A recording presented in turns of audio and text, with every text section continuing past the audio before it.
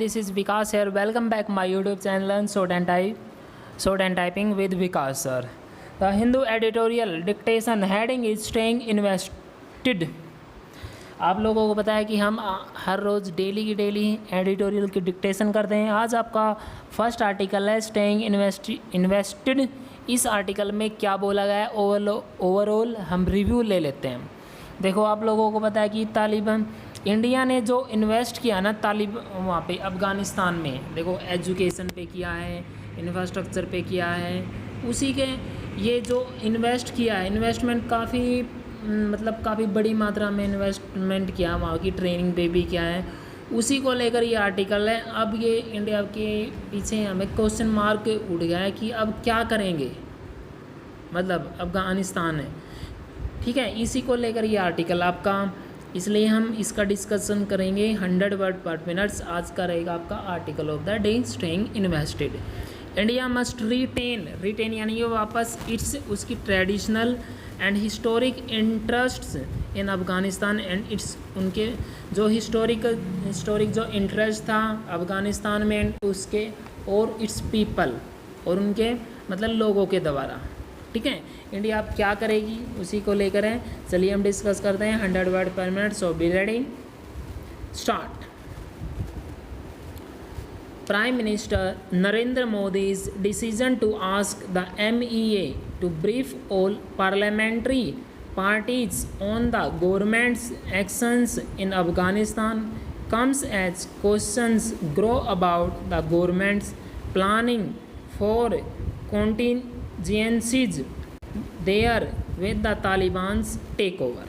Since August 15, when the Taliban militia entered Kabul, the government, including the MEA and the Defense Ministry, has been understandably occupied with the challenging evacuation of Indian nationals. Full stop. In addition, the government's decision to evacuate the entire embassy staff and security personnel first has made it more difficult to facilitate those Indians as well as long-term visa holding Afghan Sikhs and Hindu needing to return, with most of the Indians based in Afghanistan returning home or expected to soon. The government must face the larger strategic questions over whether the Indian embassy was evacuated too early. India had undertaken evacuations during the 1990s too, but then the presence of Indian nationals was not as large and Indian stakes in Afghanistan were not so deeply rooted. In the past 20 years, India has built considerable interests, including major infrastructure projects and ongoing development projects, helped script the Afghan constitution and conduct of elections, as well as enabled the training and education of the next generation of officials, soldiers and professionals.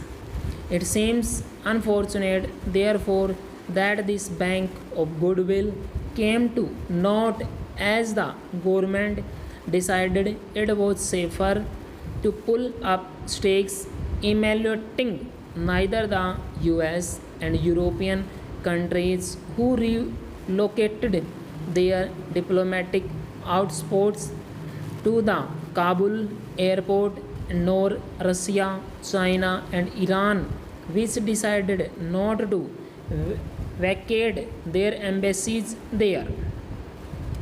Going forward, the government must explain how it expects to approach the new regime in Afghanistan once it is formed.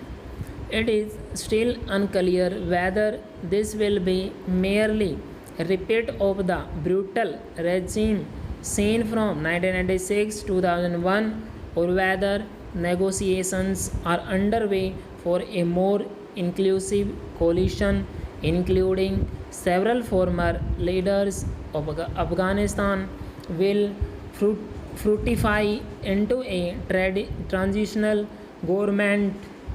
The rise of Taliban power and that of the group's Pakistani backers is a particular security concern, as groups such as the Lieutenant and the JEM could use Afghanistan as a staging base for terror attacks in India.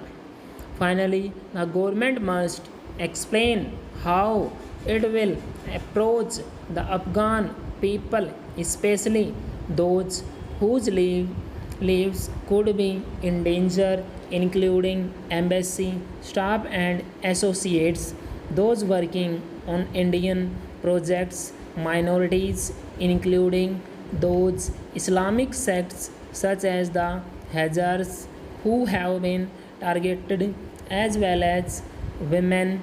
A more open, liberalized visa policy and more swift processing of the newly launched special emergency XMIS visas would reassure both Afghans and the international community that India's exit from Afghanistan is not permanent, and it will retain its traditional and historic interests in the country and its people despite adverse events there. Full stop.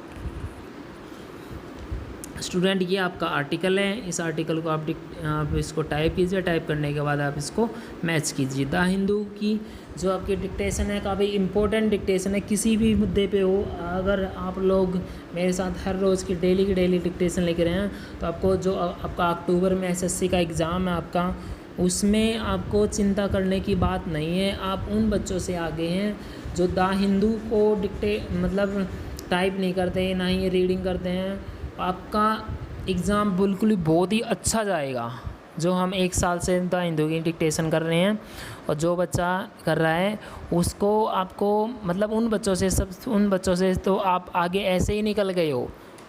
जो बच्चे जैसे कैलाश चंदा में से, progressive में से सब करते हैं, लेकिन द हिंदू से जो करता है ना बच्चा, डेली की डेली अपनी स्पीड को एनालाइज करता है कि ये स्पीड हमारी ये है और इस वर्ड को हम हर रोज़ का डेली के डेली न्यूज़पेपर का मैंने एनालाइज करना प्लस उसके वर्ड देखना, न्यू आउटलाइन बनाना, उसी को लेकर है। ओके, पढ़ते रहिए, खुश रहिए और अपनी मंजिल पाते रहिए। Thank you very much, have a nice day.